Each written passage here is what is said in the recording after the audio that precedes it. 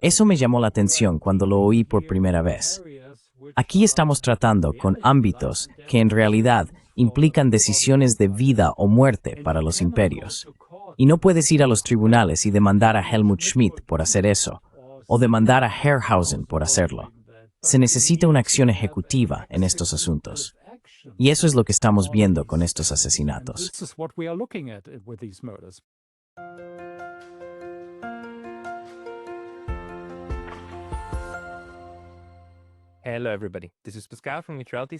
Hola a todos, soy Pascal Lotaz, de Neutrality Studies, y hoy vuelvo a hablar con el Dr. Ola Thunander y Dirk Polman. El Dr. Thunander es profesor emérito del Instituto Noruego de Investigación para la Paz en Oslo, y el señor Polman es un autor y documentalista alemán. Ya he hablado con ambos por separado, pero esta noche queremos hacer un panel sobre los asesinatos políticos en Europa durante la Guerra Fría y hasta el momento unipolar, cuando personas que trabajaban por la paz y por un acercamiento político con el este y el sur global simplemente morían. Hola Dirk, bienvenidos de nuevo. Welcome back.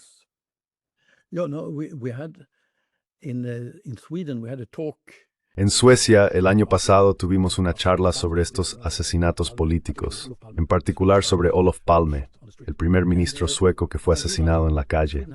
Me di cuenta de que Suecia ha tenido en realidad tres figuras importantes en la escena internacional. El primero fue Folke Bernadotte, que se ocupó del conflicto palestino-israelí. Representó a la ONU y dividió el territorio entre palestinos e israelíes, más o menos por igual. El segundo fue Dag Hammarskjöld, que se fue stereo-regionales en Naciones Unidas. Fue abatido en Dola, en Remainministeriet del Congo y lo que entonces era Rhodesia del Norte.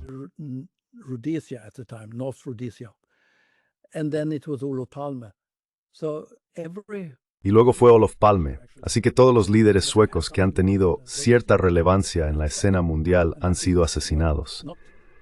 Y eso, ya sabes, no es lo que se aprende en ciencias políticas, por así decirlo. Si eres un poco crítico, en realidad te disparan. Y entonces pensé, miras a otros, Aldo Moro, por ejemplo, el caso evidente, Kennedy, y así sucesivamente. Todos fueron asesinados. Y luego intentas averiguar quién organiza esto y ves que hay un sistema, por así decirlo. Son las mismas personas, más o menos, detrás de todos estos asesinatos. Incluso intentaron matar a Charles de Gaulle, ya sabes. Charles de Gaulle, they tried to kill also, you know. Mucha gente murió y fue atacada, pero el peligro que corremos es que podríamos empezar a ver patrones donde en realidad solo hay coincidencias. De hecho, Edward Snowden advirtió sobre eso recientemente. Pero, y esto es muy importante, Dirk, en nuestra última conversación señaló, mira, si todas las coincidencias encajan en la misma categoría, entonces deja de ser una coincidencia. Y Dirk, ¿podrías añadir qué otros nombres crees que deberíamos incluir en este grupo de europeos que acabaron muertos, truncando todos estos esfuerzos de reconciliación?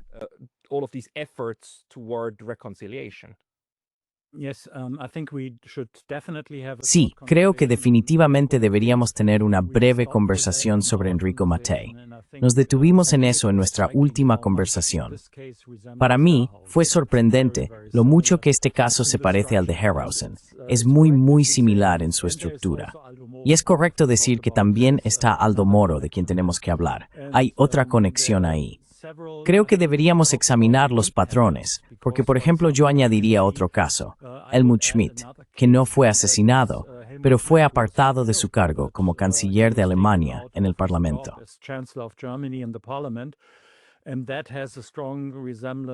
Eso se parece mucho a lo que ocurrió con Alfred Herrhausen y Enrico Mattei, porque todos ellos estaban empezando a tratar, a gran escala, realmente a la mayor escala, con la Unión Soviética en materia de petróleo y gas.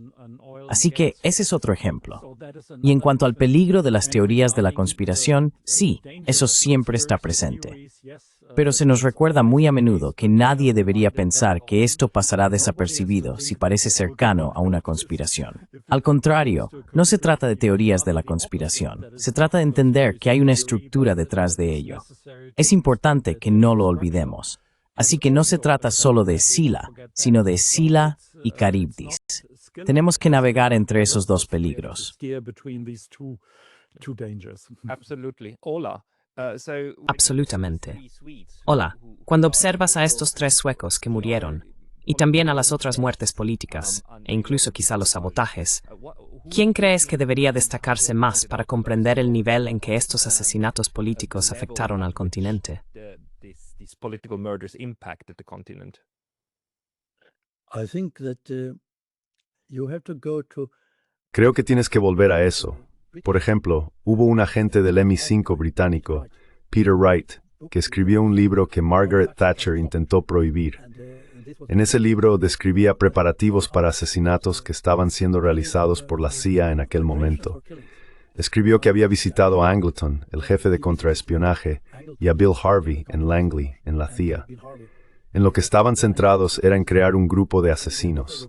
Esa era su principal preocupación. Y Peter Wright dijo que en Gran Bretaña ya no hacemos eso, lo cual probablemente no era cierto. Pero aún así, eso fue lo que escribió, eso fue lo que dijo. that is what he had said, and but he's proposed the French. Pero él propuso a los franceses, la manera francesa, se podría decir, porque estaban muy metidos en los asesinatos. Habían intentado matar a de Gaulle un par de veces, y las mismas personas estaban en realidad implicadas en el caso Kennedy. Uno de los principales asesinos que había ido tras de Gaulle resultó estar en Dallas el mismo día en que Kennedy fue asesinado. Después lo subieron a un avión con destino a Ciudad de México, lo que hizo que de Gaulle decidiera no ir a Ciudad de México, aunque había sido invitado. Canceló su viaje porque ahora he olvidado el nombre, este hombre iba allí. Y de Gaulle no quería estar en la misma ciudad, aunque Ciudad de México es un lugar bastante grande.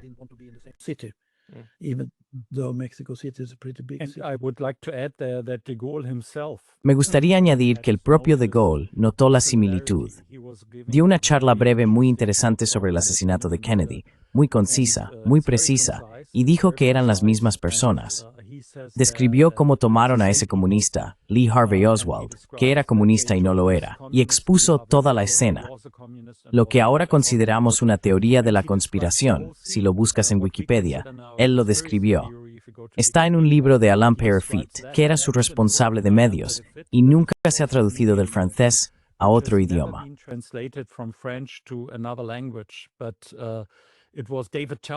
Pero fue David Talbot quien escribió un artículo sobre eso y lo citó. Es muy interesante. Así que el propio de Gaulle tenía la misma opinión, que las personas que mataron a Kennedy eran las mismas que habían intentado matarlo a él. Y hay otro caso, que nos desvía un poco ahora, pero no del todo, porque es muy interesante. Mientras de Gaulle quería hablar con Adenauer sobre la posibilidad de un golpe europeo, una política de defensa conjunta en la que los alemanes tendrían acceso a las armas nucleares francesas. Al mismo tiempo, Reinhard Gehlen, el jefe del BND en ese momento, era en realidad un activo estadounidense.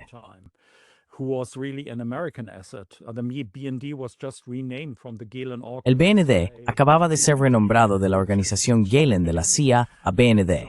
Simplemente cambiaron el nombre. Así que él estaba ocultando a los posibles asesinos que habían sido condenados a muerte en Francia por el atentado contra de Gaulle. 2 generales, Raoul Salan y otro cuyo nombre he olvidado. Se escondían en un cuartel de paracaidistas alemán cerca de las conversaciones, y Gehlen se aseguró de que de Gaulle se enterara. Así que, para de Gaulle, no estaba claro si Adenauer estaba detrás de ello o si alguien intentaba sabotear las conversaciones, lo cual probablemente era el caso. Verás, todo esto lleva a... Está conectado y no conectado, pero sigue estando conectado en el sentido de que puede utilizarse en políticas secretas.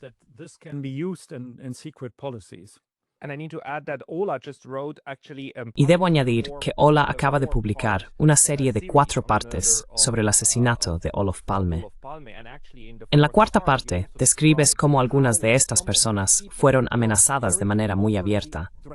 Cuentas la historia de una escena en la que, creo que fue Dag Hammarskjöld, no Olof Palme, quien fue invitado a Israel y se vio obligado a sentarse justo al lado de un asesino, ¿verdad? ¿Podrías describir esa escena? No, that's, I mean, first I heard it from a Swedish. Sí, no, eso es... Quiero decir, primero lo oí de un periodista sueco, un embajador en Israel en realidad, y luego lo leí en... creo que era, he olvidado el nombre, un profesor de Uppsala que había escrito un libro en el que se mencionaba. Pero la cuestión era que Dag Hammarskjöld, creo que fue en 1951 o 1958, fue invitado por David Ben Gurion a lo que podrías llamar su casa de verano o algo así. Y en la cena lo sentaron junto a un hombre al que no conocía. Después le preguntó a su asistente, el general Horn, creo, y le dijo, ese hombre era Joshua Cohen. Fue quien empuñó el arma que disparó contra Folke Bernadotte, el antiguo representante sueco ante la ONU. Así que, básicamente, Ben Gurion le estaba diciendo a Hammarskjöld que si hacía algo en su contra, correría la misma suerte. También sería asesinado. Folke Bernadotte fue asesinado por esta persona, por este terrorista israelí, que fue reconocido como tal. Bien, ¿qué era él? Perdón. ¿Quién era ese tipo?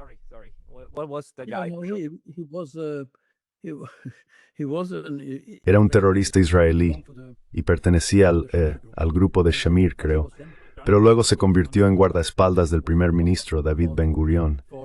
Así que ya sabes, cuando hablas de terroristas, en este caso, llega hasta lo más alto.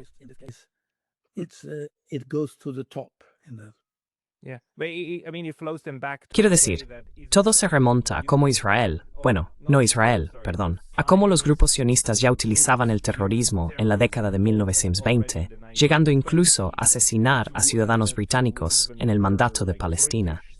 Todo va en esa dirección. Pero cuando llevamos eso más adelante,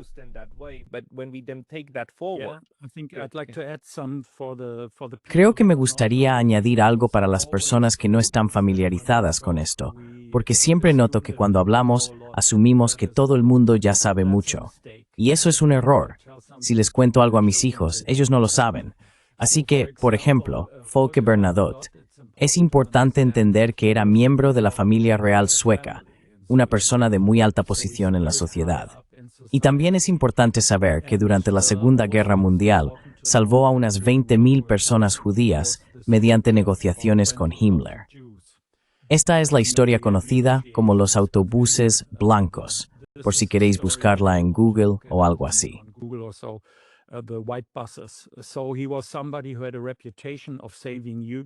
Así que era alguien que tenía fama de haber salvado a judíos durante la Segunda Guerra Mundial. Y hay que entender que las personas que lo mataron, ese Joshua Cohen, eran miembros de lo que se llamaba la Banda Stern. Tiene otro nombre, uno hebreo, tendré que buscarlo. Ese grupo estaba dirigido por Yitzhak Shamir, que más tarde fue primer ministro. Sí, ¿cómo se llamaba? Lehi, creo. Sí, eso es. Así que eso es una cosa. Y luego, por supuesto, estaba Menachem Begin, que era buscado por los británicos. Era un terrorista que hizo volar el Hotel King David en Jerusalén, ¿verdad? Sí, hizo volar ese hotel, murieron unas 30 personas, y los británicos lo buscaban como terrorista por ese acto.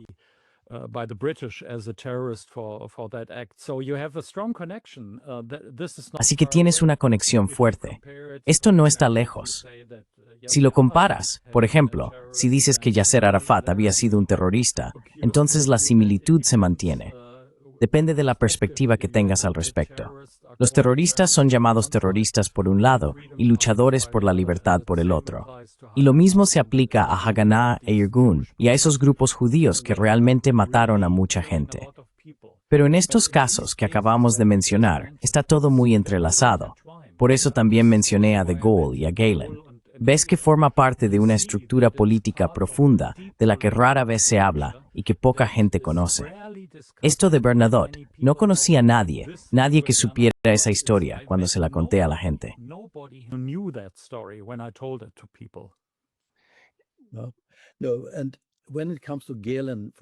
Y cuando se trata de Gehlen, por ejemplo, fue jefe de inteligencia para Europa del Este bajo Adolf Hitler hasta el final de la guerra. Luego fue incorporado por la CIA y Allen Dulles. Dulles creó la organización Gehlen, que era la organización de la CIA en Alemania Occidental y que más tarde se convirtió en el BND, el Bundesnachrichtendienst, el Servicio de Inteligencia de Alemania Occidental. Cuando Allen Dulles, como jefe de la CIA, quiso entrenar a las fuerzas especiales egipcias, pidió consejo a Galen.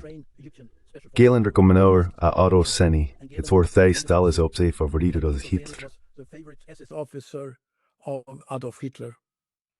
And he had a group of 20, 40 Y tenía un grupo de 20 o 30 personas de las SS y la Wehrmacht que estaban entrenando a los egipcios.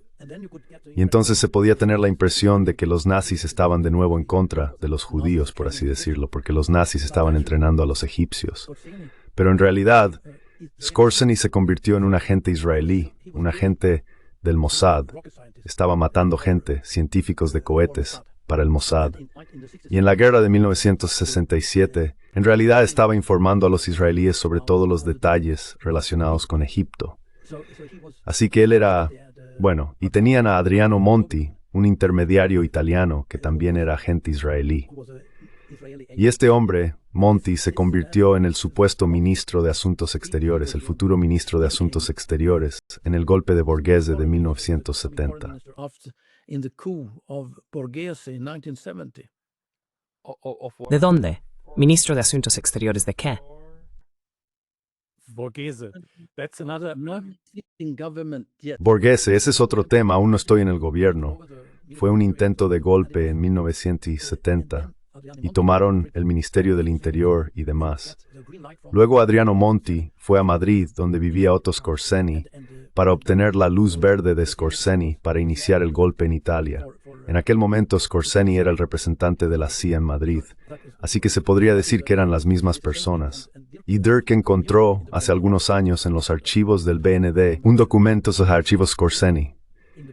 Ese documento dice que dos generales de alto rango de la Fuerza Aérea de Estados Unidos llegaron y dijeron que Kennedy era inaceptable y débil frente a los rusos o los soviéticos. Is weak on the Russians or Soviets, and he, I mean, in principle, Y él, quiero decir, en principio, eso significaba que había que eliminarlo. Y Skorzeny tenía una especie de sistema de escuadrones de la muerte, una capacidad de acción ejecutiva en Madrid para eliminar personas. Y es el mismo grupo que también utilizaba a la gente que Dirk mencionó antes, los franceses que habían intentado matar a De Gaulle, y que también estuvieron presentes en Dallas en 1963, el día del asesinato de Kennedy, y en el asesinato de Dag Hammarskjöld.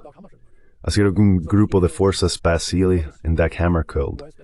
El asesinato de Dag Hammarskjöld en la frontera del Congo, en Rhodesia Norte. Congo, at Northern Rhodesia.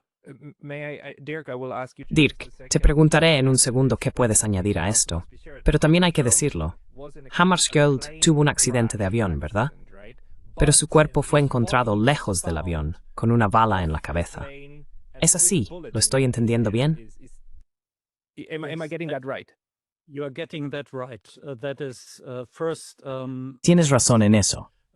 Primero, tengo que decir que el accidente de avión es una historia muy sospechosa. Por ejemplo, hubo testigos que dijeron que un avión pequeño atacó el avión de 4 motores de Dag Hammarskjöld. Todos esos testigos fueron eliminados de los archivos porque eran negros, africanos negros, así que no se les consideró fiables. Luego, como piloto, tengo formación de piloto comercial, diría que, al observar lo que hicieron los pilotos, intentaron realizar un aterrizaje de emergencia con un avión en llamas. Oficialmente se dijo que tenían mal ajustado el altímetro. Los altímetros del avión fueron enviados desde el lugar del accidente a Estados Unidos para su investigación.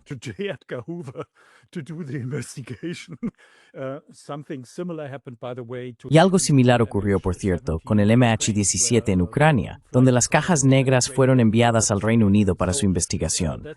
Así que, de nuevo, es un patrón. ¿Qué demonios está pasando ahí? En el caso de Enrico Mattei, que también murió en un accidente de avión, la cabina de su avión fue disuelta en ácido. ¿Te lo puedes imaginar? Ese no es un método habitual en una investigación de accidente aéreo. Los instrumentos de la cabina fueron disueltos en ácido en el caso Mattei.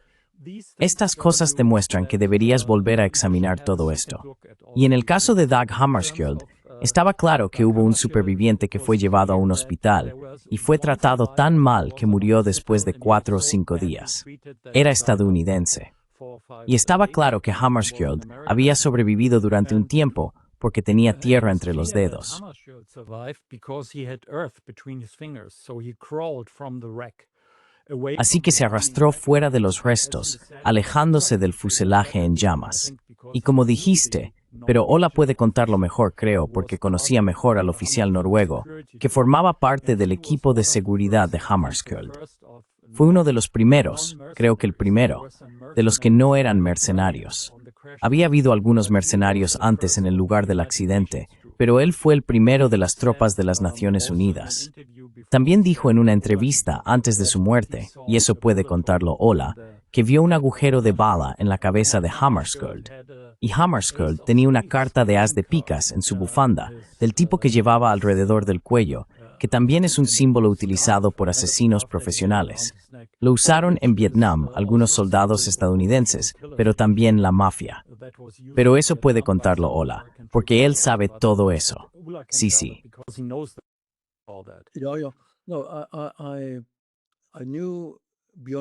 No, conocí a Björn Egge y cenábamos juntos y demás. Teníamos amigos en común. Él fue el primer oficial en el lugar del accidente, el primer oficial de la ONU.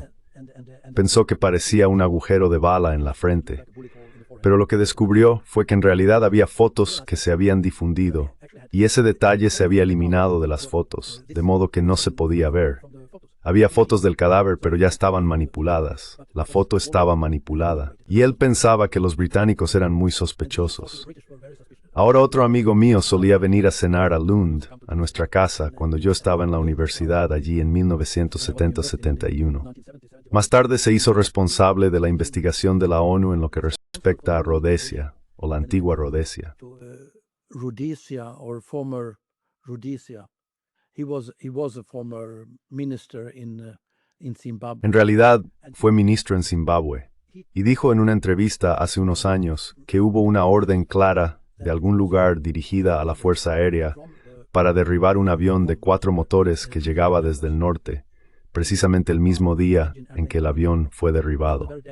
Así que en ese sentido la Real Fuerza Aérea de Rhodesia tenía la orden de derribar el avión, pero puede que fuera otro piloto quien realmente lo hiciera.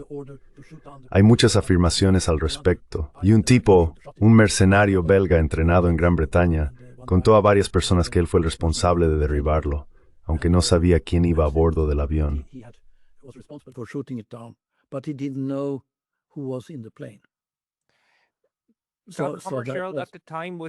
En aquel momento, él era el secretario general de la ONU. Y en realidad estaba trabajando ¿en qué estaba trabajando? Quiero decir, ¿qué tenía de tan controvertido?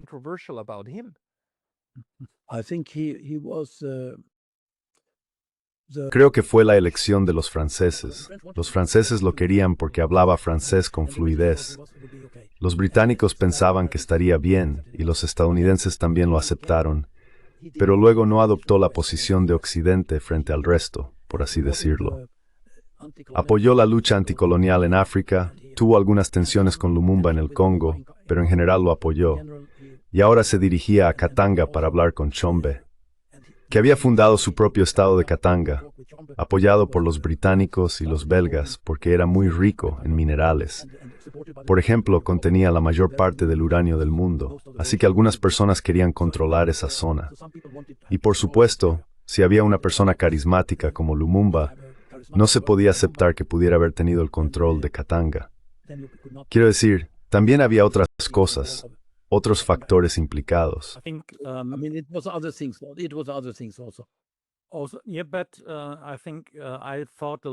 Sí, pero he pensado mucho en esa misma cuestión, porque es importante entender por qué, en cada uno de estos casos de los que hablamos, algo fue lo bastante importante como para matar a esas personas.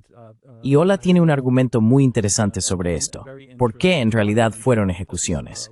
Pero primero, con Dag Hammarskjöld está bastante claro. Su padre fue primer ministro de Suecia.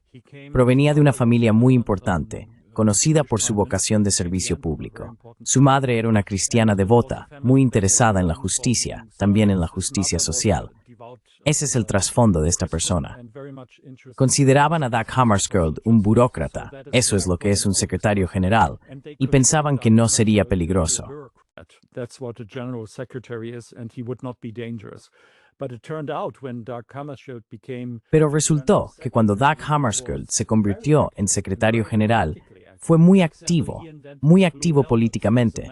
Por ejemplo, se le ocurrió la idea de los cascos azules como una forma de utilizar soldados como fuerza policial internacional para detener a las facciones en guerra.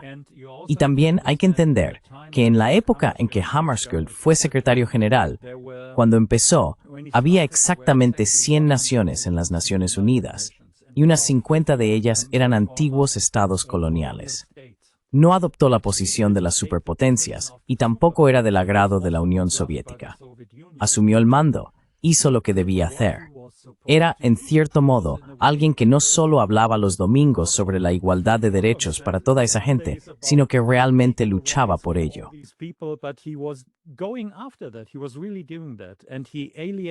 Realmente estaba haciendo eso, y alienó bastante a los británicos y a los franceses. Se podría decir que en el momento en que fue derribado, también estaba trabajando en Indonesia, donde quería que Papúa Nueva Guinea se convirtiera en un estado independiente. Así que siempre se trataba de dar poder a esas nuevas naciones y de capacitarlas. Estaba formando diplomáticos, proporcionándolos a esos países. Se trataba de darles la posibilidad de gobernarse a sí mismos. Ese era el objetivo. Eso también iba en contra de los intereses de Allen Dulles, aunque no tanto en contra de los intereses de John F. Kennedy, quien colaboró con Dag Hammarskjöld. Y John F. Kennedy también colaboró con Enrico Mattei, que es un caso similar en cierto modo. Enrico Mattei, which is a similar case in a way. So there were these anti-colonial Así que existían esas ideas anticoloniales según las cuales los países debían gobernarse a sí mismos.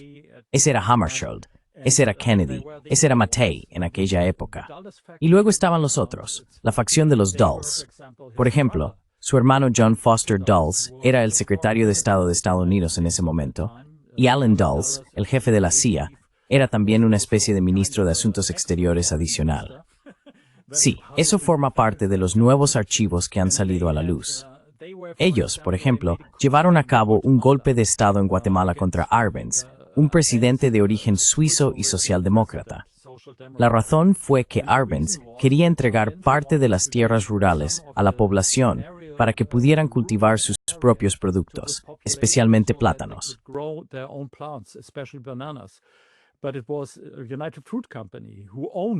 Pero fue la United Fruit Company la que poseía Guatemala. Y ambos hermanos Dulles formaban parte del Consejo de Administración de la United Fruit Company al mismo tiempo. Así que, como ves, existía esa red colonial. Y eso era precisamente contra lo que trabajaba Dag Hammarskjöld. Era alguien que, estaba claro, y era conocido en todo el mundo, se podría decir, que de algún modo Suecia consiguió producir a estos dos políticos, Hammarskjöld y Palme, que no eran jefes de superpotencias, pero que en cierto modo fueron superpotencias morales de su tiempo. Conozco a una persona llamada Dag, cuyos padres le pusieron ese nombre por Dag Hammarskjöld, porque lo admiraban muchísimo. Sí.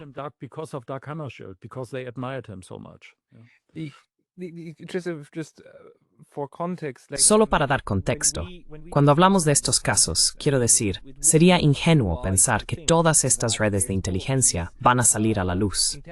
Quiero decir, la CIA surgió directamente de la OSS, ¿verdad? Una organización de la época de la Segunda Guerra Mundial, que no solo recopilaba inteligencia, sino que también llevaba a cabo operaciones encubiertas. Y sabemos, por la forma en que funciona el poder, que si tienes pequeños grupos de personas ultraviolentas o dispuestas a usar una violencia extrema, pueden lograr resultados políticos.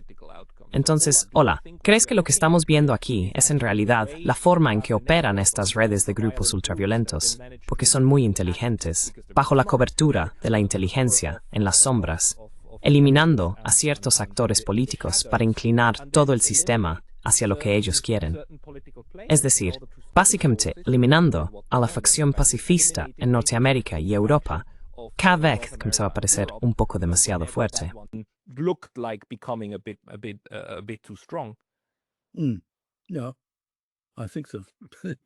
Sí, creo que sí. Quiero decir, si miras a Suecia, Ola Thunander, el jefe de contrainteligencia en Suecia, tenía que mantener vínculos estrechos con sus homólogos. Y eso es muy importante. creo que siempre se tienen lazos estrechos con el homólogo. Tunander tenía sus vínculos con Angleton en la CIA, que era el jefe de contrainteligencia, y ellos tenían lazos con un tipo llamado McKay en el MI6. Decían que creían que Olof Palme era un agente de influencia. Eso es lo que argumentaban, y eso fue lo que luego creyó el Servicio de Seguridad sueco. Así que eso significaba que no se podía informar al primer ministro sobre asuntos secretos, porque probablemente se le consideraba un agente del otro bando. Because he was probably an agent of the other side. And the problem. Franz dijo que el problema que teníamos era que había un socialdemócrata en el servicio de seguridad, y era un traidor. Estaba informando al primer ministro. Fue a verlo y le contó de qué hablábamos. La cuestión era que los socialdemócratas de entonces, a principios de los años 70 y así, estaban en contra del golpe militar en Grecia. Algunos socialdemócratas tuvieron que huir del país y otros fueron encarcelados. Luego, el Servicio de Seguridad sueco consiguió las guías telefónicas de esas personas y las remitió a Grecia. Ocurrió lo mismo con los golpes de Estado en Chile y Argentina. El Servicio de Seguridad sueco envió información sobre esos refugiados en Suecia y sobre sus familiares a la CIA, que luego la transmitió a Chile y Argentina, a Pinochet. Así que en ese sentido, el Servicio de Seguridad estaba del otro lado. Trabajaban para los estadounidenses. Lo siento. ¿Podrá añadir otro número sobre Herhau? Porque no se trata solo de pequeñas historias. Herrhausen, el antiguo jefe alemán del Deutsche Bank, que fue asesinado en el 89. Sí. Sí, Ola lo sabe muy bien. También lo hemos comentado en nuestras conversaciones.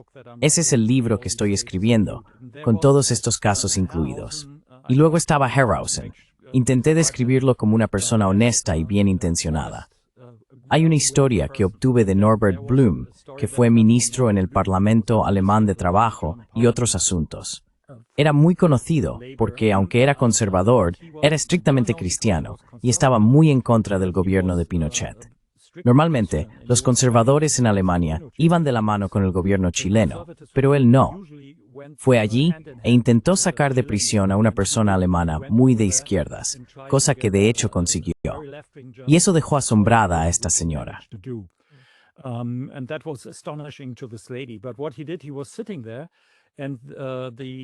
Pero lo que hizo fue que estaba sentado allí, y la gente del gobierno de Pinochet conocía las opiniones de Norbert Blum.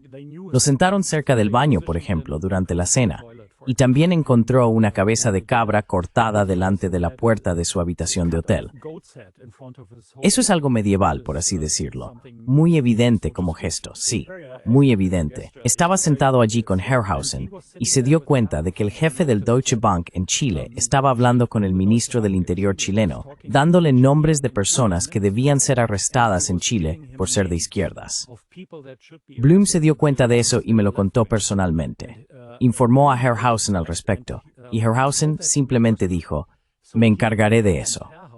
Al día siguiente, el tipo del Deutsche Bank fue despedido.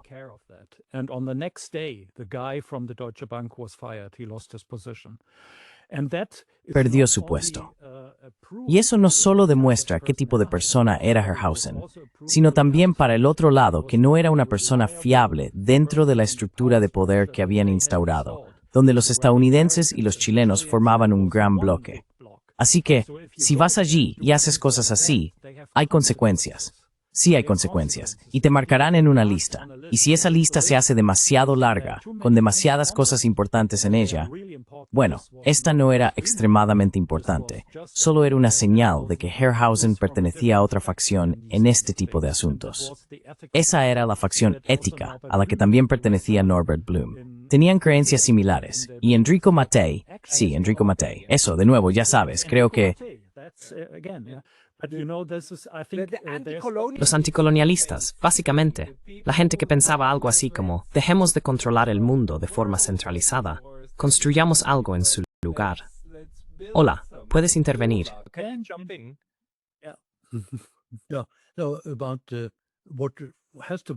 Sí. Lo que también hay que mencionar sobre Herrhausen son los oleoductos. Deutsche Bank estaba financiando el oleoducto entre Alemania Occidental y la Unión Soviética. Los estadounidenses estaban furiosos por eso. Hay un capítulo sobre ello en el libro Victory de Peter Schweitzer. Trata del conflicto entre Reagan y Helmut Schmidt. Helmut Schmidt defendió los oleoductos, mientras que Reagan y Caspar Weinberger eran secretario de Defensa y Bill Casey era jefe de la CIA. And the head of the CIA, Bill Casey, they all wanted to stop the pipelines because Todos querían detener los oleoductos porque eso significaba que podría haber colaboración entre la Unión Soviética, Europa y Alemania Occidental. Y eso sería, bueno, por supuesto sería como una nueva unión o comunidad del carbón y del acero, donde ambos lados tendrían una dependencia compartida. Eso era inaceptable para los estadounidenses y trataron de bombardearlo y demás. Dirk hizo un documental sobre ello. Pero no pudieron detenerlo, porque los soviéticos simplemente lo repararon. Así que hasta el 1980, Roy. so this has gone on from 1980 until today. And this Even earlier. Incluso antes de eso, hay otra cosa que es realmente importante. No se trataba solo de un gasoducto. Se suponía que iba a ser el mayor acuerdo económico que Alemania había hecho jamás. Eran unos 400 millones al año. No estoy seguro de durante cuánto tiempo, pero era una cantidad enorme de dinero. Los tres bancos más grandes de Alemania tuvieron que colaborar bajo la dirección del Deutsche Bank, y esto comenzó en los años 70. Reagan fue quien, algo así como podrías decir Biden o Trump ahora, dijo no ocurrirá, no lo permitiremos. Era una situación bastante complicada porque, por ejemplo, en Europa, incluso Margaret Thatcher estaba a favor. Para ella, era solo un asunto de negocios. Quería los gasoductos por razones monetarias. She wanted the pipelines for monetary reasons, but so it was a different situation. Así que era una situación diferente a la de hoy. Pero ocurrió lo mismo. Reagan envió un grupo de diplomáticos al Deutsche Bank. Eso aparece en un libro no muy famoso, pero encontré todo un capítulo sobre ello. El hombre que era el segundo portavoz del Deutsche Bank junto a Herrhausen, hasta que se convirtió en el único, era responsable de los tratos con Rusia, que en aquel momento no eran muy importantes, salvo por este acuerdo del gasoducto. Lo enviaron a él, y dijo que llegaron en términos muy poco amistosos. No se comportaban como diplomáticos, eran más bien como la mafia. No son sus palabras exactas, pero ya sabes, el mensaje estaba claro. No hagas eso.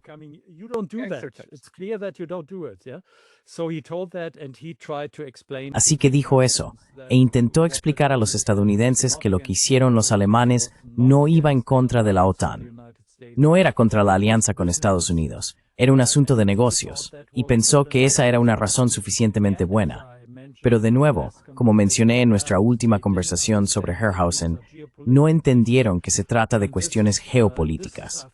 Y esto es, creo, hola, deberías explicarlo tú, porque me impactó mucho cuando lo oí por primera vez. Aquí estamos tratando con ámbitos que en realidad implican decisiones de vida o muerte para los imperios. No puedes ir a los tribunales y demandar a Helmut Schmidt por hacer eso, o demandar a Herrhausen por hacerlo. Se necesita una acción ejecutiva en estos asuntos. Y eso es lo que estamos viendo con estos asesinatos. Pero puedes contarlo tú, Ola.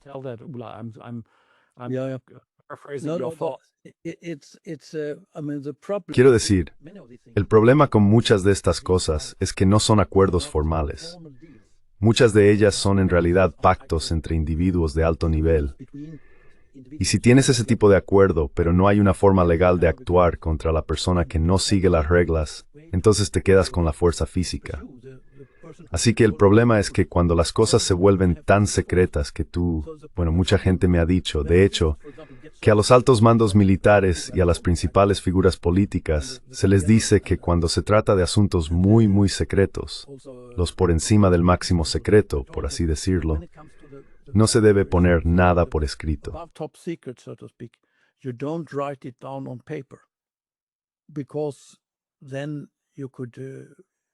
Porque entonces alguien podría filtrar ese documento a un periodista. Eso fue lo que, por ejemplo, dijo el antiguo jefe de defensa de Noruega, el general Svene Gundersen. Fue jefe de defensa en los años 70 y más tarde presidente del Comité Militar de la OTAN. Pero dijo que no se puede tener eso en un documento, porque entonces el documento podría filtrarse a los periodistas. Así que eso significa que, cuando se trata de las cosas realmente importantes, solo existen como información oral, lo que implica que en realidad hay que eliminar físicamente a las personas. No se les puede encarcelar ni nada por el estilo, porque no están infringiendo ninguna norma. Así que eso es... Sí. Así que nosotros...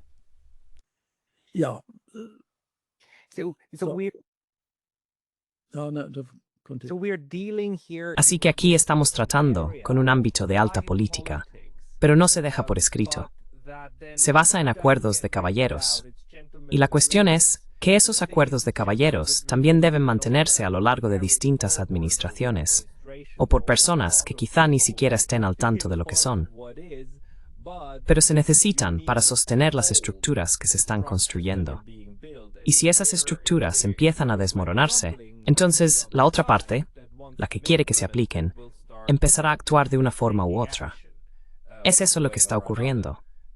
Así que alguien como Herrhausen o Mattei puede que ni siquiera forme parte del acuerdo, pero como están poniendo en peligro la estructura que algunos creían haber establecido, hay que apartarlos de alguna manera.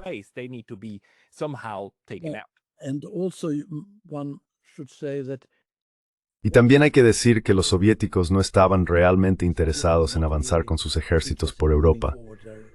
Tenían preparativos para ello, pero no eran expansionistas en ese sentido. Y los rusos tampoco lo son. El problema era que, para tener una defensa razonablemente buena, se necesitaba la percepción de una amenaza.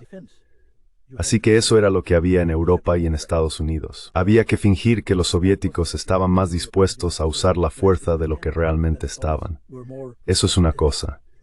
Pero la otra es que cuando se inician esos oleoductos y se empieza a llevarse bien con el otro lado, uno podía decir, vale, quizá realmente podríamos llevarnos bien con ellos.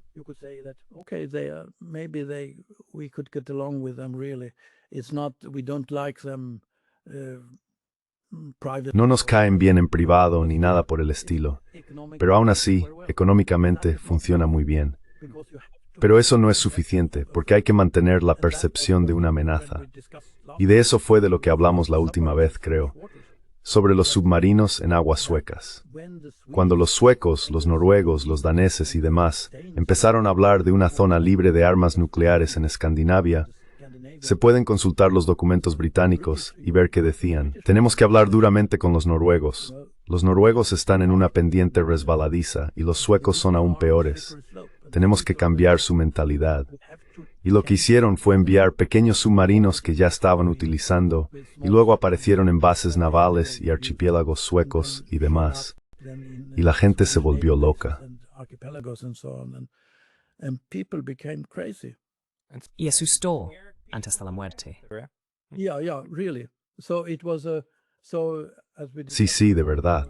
Así que como comentamos antes, en Suecia, en los años 70 hasta 1980, alrededor del 25-30% de la gente veía a la Unión Soviética como una amenaza o un enemigo real. Pero 3 años después, cuando comenzaron las incursiones de submarinos, era el 83%. En solo 3 años, convirtieron Suecia en otro país. Y eso demuestra lo fácil que es. Se puede manipular una población con muchísima facilidad. Y eso se percibía, creo, si se miran los documentos como algo necesario, que la población tuviera esa percepción de una amenaza soviética.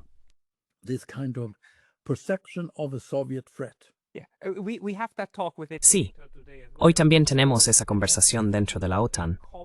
Se llama la necesidad de una percepción común de la amenaza. Todos deben entender al enemigo de la misma manera. Dirk, ¿tienes algo que añadir a eso? Sí, tengo muchísimo que añadir y temo que estamos saturando a la gente con historias. Pero hay algo que quería mencionar. Acabo de buscarlo. El acuerdo que Alemania quería hacer con Rusia era de 400.000 millones de marcos durante 25 años. Así que ves la magnitud. Había que hacer algo al respecto. Al final, se redujo a algo así como menos de una centésima parte de eso, pero eso fue por la influencia estadounidense. Es muy parecido a Enrico Mattei. Tienes a este tipo que es un gestor fascinante y que simplemente hace buenos negocios, consigue buenos acuerdos. Así que, si los estadounidenses iban a un país a perforar petróleo en aquella época, era un acuerdo 50-50. El 50% de los ingresos iba a la compañía petrolera y el otro 50% al propio país. Normalmente a algún rey corrupto para su propio beneficio, no para la población.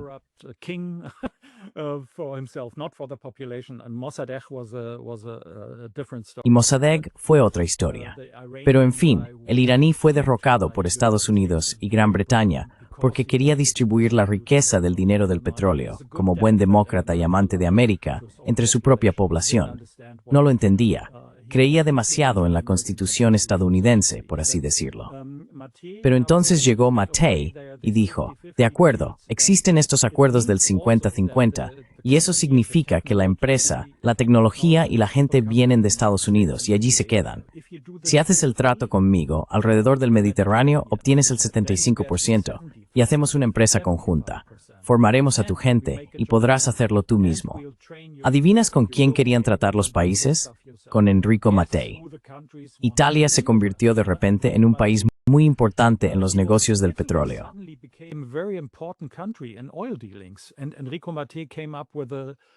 Y Enrico Mattei tuvo la idea de las plataformas petrolíferas en el mar, que fue un invento de la empresa italiana. Empezó a construir petroleros para equilibrar las negociaciones de precios, de modo que siempre tenía petróleo en el océano para estabilizar las fluctuaciones de precios. Sí, y además era anticolonialista, así que empezó a negociar con Argelia. Simpatizaba con el movimiento de independencia argelino, lo que no le granjeó amigos en todas partes. Es muy interesante. Aldo Moro y Enrico Mattei, hay toda una tesis doctoral sobre eso, sobre cómo Italia llegó a convertirse en una especie de potencia importante en política exterior. Exacto. Y luego puedes ver, tengo documentos secretos, bueno, ya no tan secretos.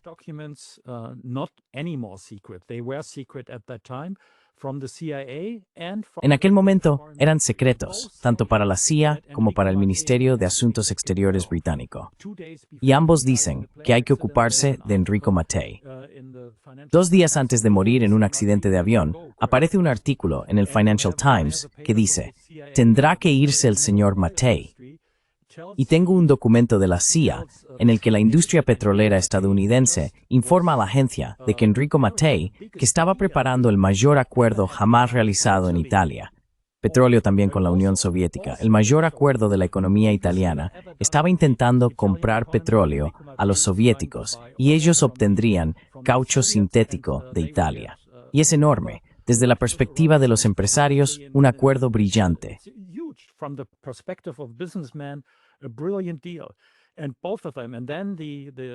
Y ambos, y luego el documento de la CIA procedente de la industria del aceite mineral, dicen que Enrico Mattei podría ser un villano aún mayor que la propia Unión Soviética. Ese es el informe, realmente lo llaman así. Así que, como ves, hay una similitud con los oleoductos. Si tratas con la Unión Soviética y cierras un gran acuerdo que parece beneficioso para la economía, y al mismo tiempo intentas posicionar, esto fue lo que hizo Mattei, a Italia políticamente como una potencia no colonial en torno al Mediterráneo, entonces entras en las aguas que Ola acaba de describir. Te ponen un puntero láser en la frente, como mostró Dirk Polman. Él no tuvo un puntero láser, sino un agujero de bala.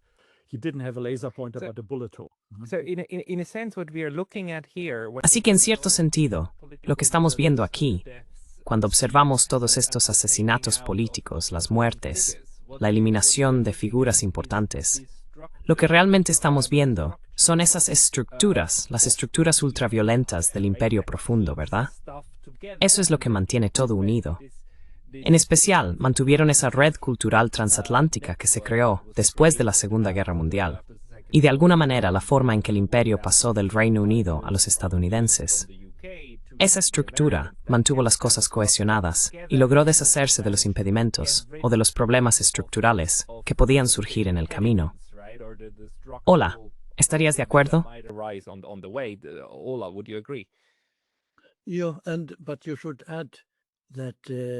Sí, pero deberías añadir que en realidad incorporaron a los nazis toda la estructura nazi fascista a la CIA y en cierta medida también al lado británico. Pero en Italia hubo este conflicto en el que reclutaron a fascistas, reclutaron la red de Stay Behind y también a partes de la policía y demás procedentes del antiguo régimen de Salò, que era lo que quedaba del régimen fascista de Mussolini.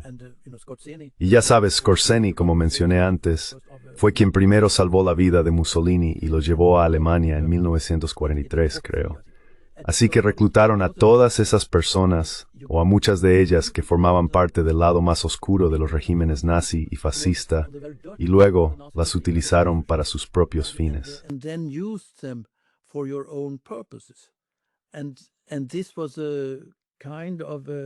Y esto fue una especie de, quiero decir, la mitad de los más, el que inició las redes de resistencia en Ucrania para intentar detener el avance de las fuerzas soviéticas fue Skorzeny.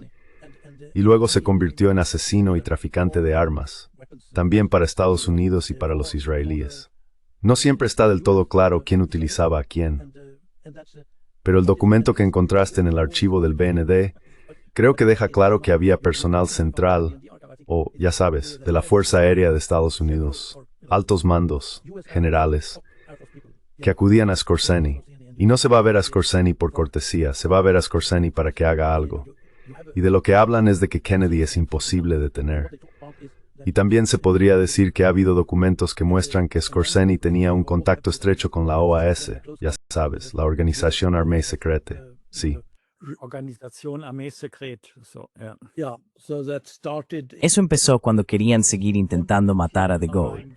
Sí, las personas que intentaron matar a De Gaulle eran las que estaban en contra de la independencia de Argelia.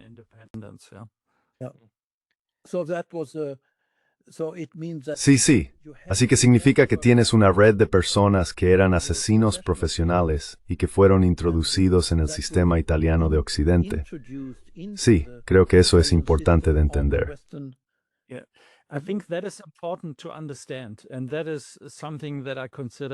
Y eso es algo que considero. Si diera conferencias sobre este tema, sería uno de los puntos principales e importantes. Hay una cita que me gusta mucho del director de la película, Carlos, que es una buena película. La recomiendo encarecidamente.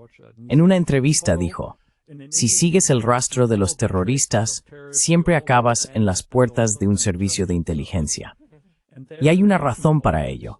La razón es muy pragmática. Imagina ponerte en el lugar de un servicio de inteligencia. Un servicio de inteligencia, por definición, trabaja a distancia, en la frontera entre las acciones legales e ilegales de un Estado. Su tarea es proteger el reino, como dicen en el MI6, y también ampliarlo.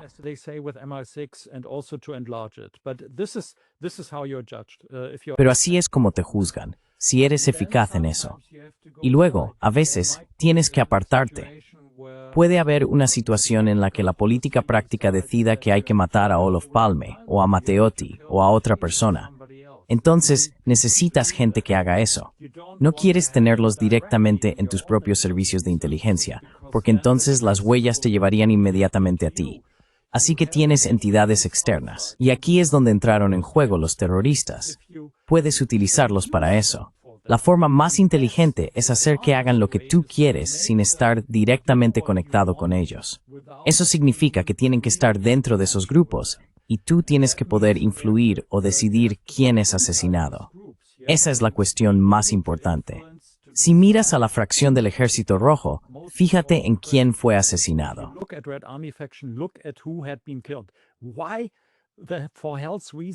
¿Por qué, por el amor de Dios, mataron a Herrhausen? ¿Por qué a este hombre? Si puedes hacer eso, entonces tienes un servicio de inteligencia muy eficaz.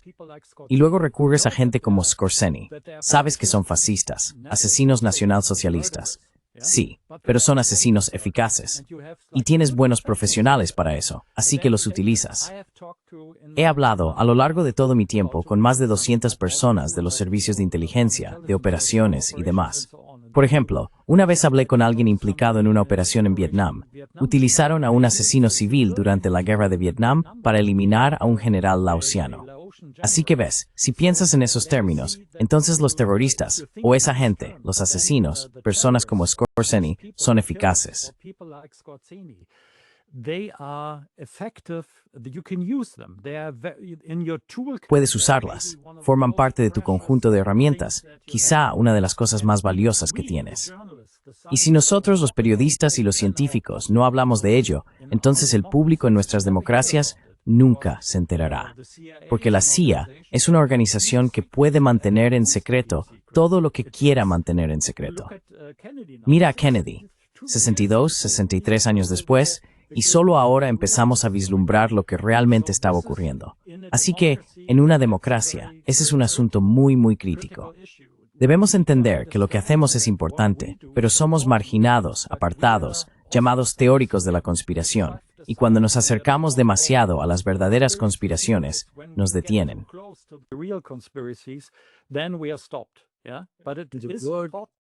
And the word used is plausible deniability. Y la expresión utilizada es negación plausible. Ese es el término que resume lo que has dicho en los últimos 3 o 4 minutos, por así decirlo. Sí, así es. Y eso fue, ya sabes, lo que dijeron las altas autoridades estadounidenses cuando se trató del submarino en Suecia. Usaron embarcaciones italianas. Y pregunté por qué. Por la negación plausible. Ya sabes, usas a otra persona.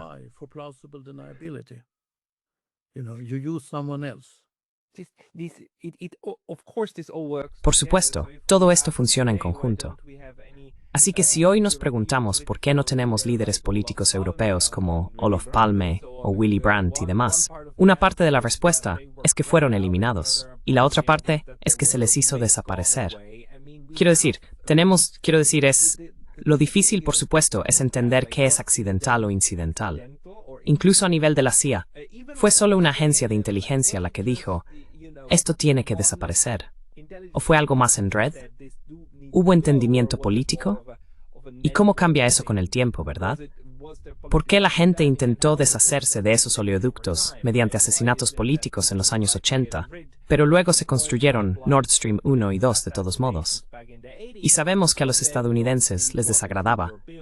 Sabemos a estas alturas que fueron volados, ¿verdad? Pero sabemos que les desagradaba, y aún así algo cambió, porque Angela Merkel, digamos, dejó el cargo con vida, ¿no? Pero esto es tan difícil de desentrañar.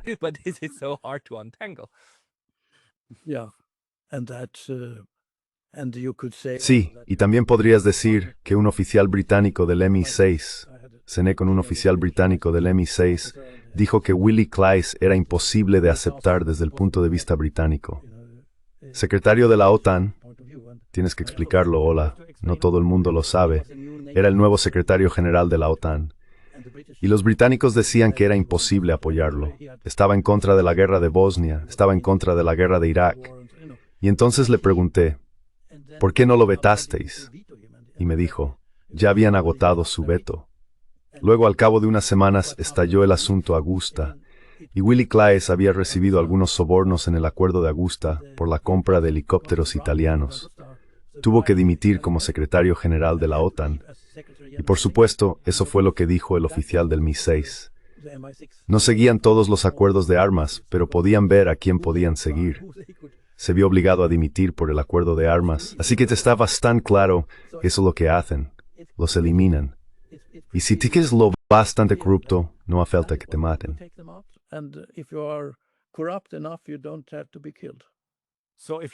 Así que, si no quieres que te maten, ten un pequeño asunto de corrupción que puede usarse en tu contra.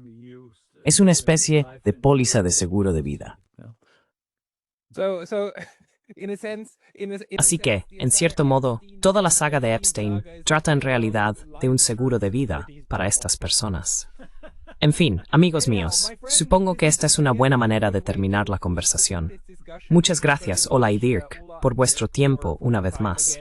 Quiero decir, apenas hemos podido rascar la superficie, por supuesto, pero al menos estamos empezando a hacernos una idea de lo que está ocurriendo. Hola, publicaré los enlaces a tu podcast de 4 partes sobre Olof Palme en la descripción de este vídeo. Dirk, también publicaré tus enlaces para que la gente pueda encontrarte. Si queréis compartir algo con nuestra audiencia, por favor enviádmelo y lo incluiré en los enlaces, ¿de acuerdo?